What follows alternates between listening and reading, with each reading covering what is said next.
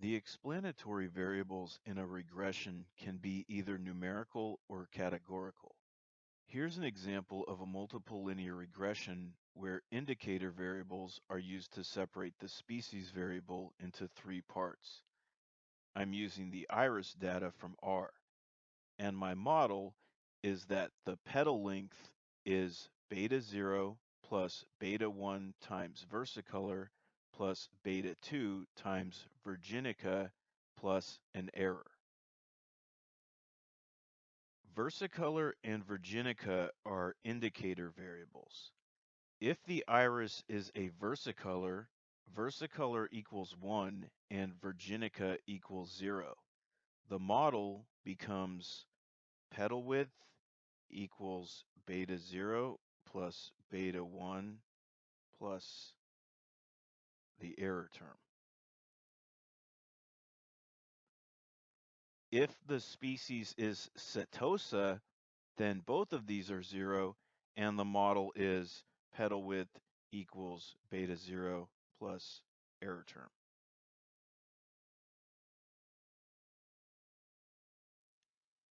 The fitted model is like this, where we're estimating those betas with B's. In R, I fit this with LM petal length squiggle species data equals iris. The numbers I'm getting from R are the B's. The model I get is predicted petal width is 1.462 plus 2.798 times versicolor plus 4.09 times virginica. What that's saying is that the predicted petal length is 1.462 centimeters for a setosa. Add 2.798 centimeters if it's a versicolor, add 4.09 if it's a virginica. If I fit a model with just one categorical variable like this, then the predicted value is the mean value for the category. For example, we predict a setosa will have a petal length of 1.462 centimeters, and the mean of the setosa group is 1.462. We predict that a versicolor iris will have a petal length 4.26, and the mean of the versicolor group is 4.26. When the species is virginica, it's 1.462 plus 4.09 equals 5.552.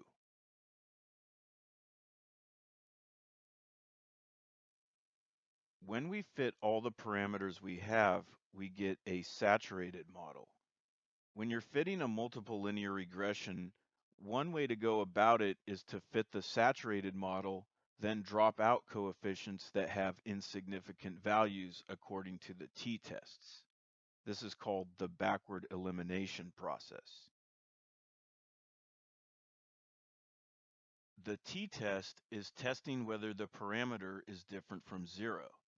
If you look at the p-value for sepal width, which is 0.0262, what's going on is that the null hypothesis is that beta 2 equals 0, which means this whole thing is 0 and we should leave it out of the model.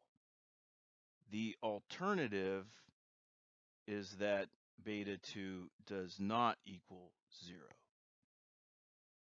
The p-value is 0.0262.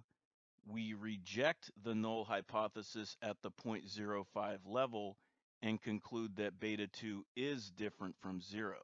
So we're concluding that sepal width has some effect in this model.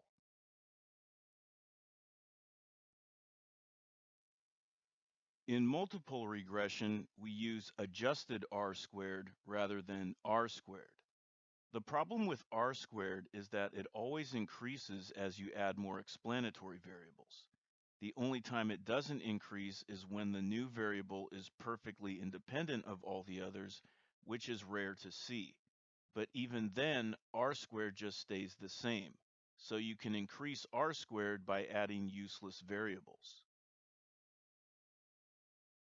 Adjusted r squared penalizes new variables, and it will go down if the new variables don't explain enough variation to justify their presence. For multiple linear regression, adjusted r squared is considered the better measure of how well your data fit the model. The assumptions of multiple linear regression are similar to simple linear regression. The model is a little more complicated now, so we have this additional requirement of no multicollinearity among the explanatory variables. I was taught that multicollinearity is bad because correlated variables contain a lot of the same information, so they can be redundant. I've also read that the p-values associated with them can be inaccurate. Sometimes you're going for a simple model that's easier to interpret, and you want to remove all the extraneous stuff. But nowadays, with machine learning and big data, the emphasis seems to be on predictive power. And you may want to leave these correlated explanatories in there, even if it only slightly boosts the adjusted R squared. Because why not? You have the data and the computing power to deal with it, and you don't really care about what these coefficients mean. You just want to accurately predict petal length. Our assumption is that there is no perfect correlation between two of the explanatories. When that happens, the math that's under the hood breaks down and we run into problems. And I'll show you an example of that in the code. The other three assumptions are the same as before. We want the error terms to be independent and homoscedastic. We need normality if we want to use the t-tests on the coefficients, but the normality assumption can be relaxed if the sample size is big enough for the central limit theorem to apply. We can't make a scatter plot of all the variables together, but we can make a scatter plot matrix to look at them each against each other. This one here has petal length on the x and sepal length on the y. This one over here has petal length on the y and sepal length on the x. So these are the same thing, and they're showing the same relationship. We only need to look at one of these diagonals because the other half is just the reverse.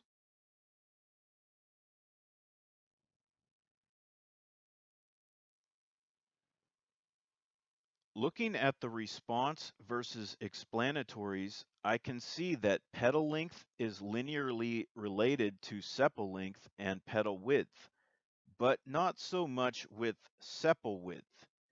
This could be a weak linear relationship or a curved relationship. These can be ambiguous. But what I can see here is that sepal length and petal width are highly correlated. To make a simpler model, I can drop one. Petal width has the higher p-value, but these can be deceiving when we have multicollinearity. Going by adjusted R squared, I barely lose anything by dropping petal width, but I lose a little more dropping sepal length. I'm going to drop petal width.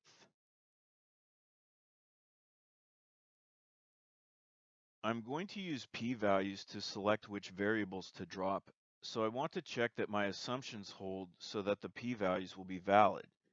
The sample size is 150 here, so the central limit theorem is active, but it's nice to see that the residuals look normal anyway. The scatter plot of residuals versus fitted values looks fine. There's a gap because we don't have any information about irises like that, but I don't think that matters for our purposes. Otherwise, it looks homoscedastic. Now, sepal width was significant in the last model. Its p-value was 0.0262, but it's 0.618 now, so we should drop it. Note that you only drop one variable at a time. Once you drop something, it changes the p-values for everything else. You drop one, refit the model, then drop another one. I drop sepal width and I get this. My final model says predicted petal length is -1.7 plus 0.63 times sepal length plus 2.21 if the species is versicolor plus 3.09 if the species is virginica. Checking the residual plots of the final model, everything looks pretty good.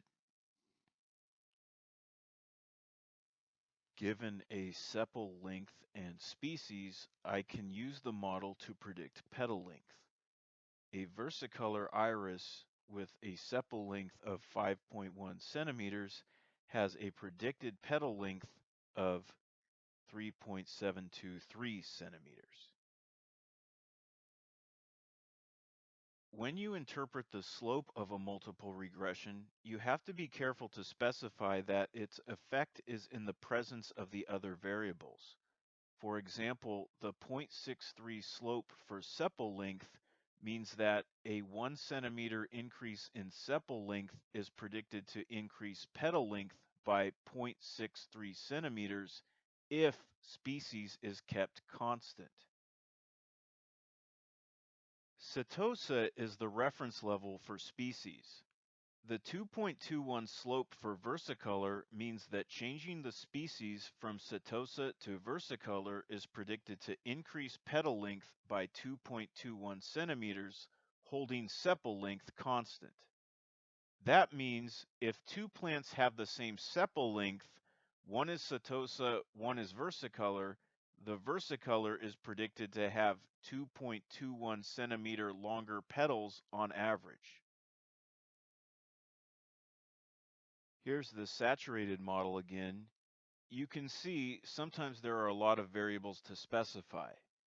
In this case, the slope of -0.18 on sepal width is saying that a 1 centimeter increase in sepal width is predicted to decrease petal length by 0.18, holding petal width, sepal length, and species constant.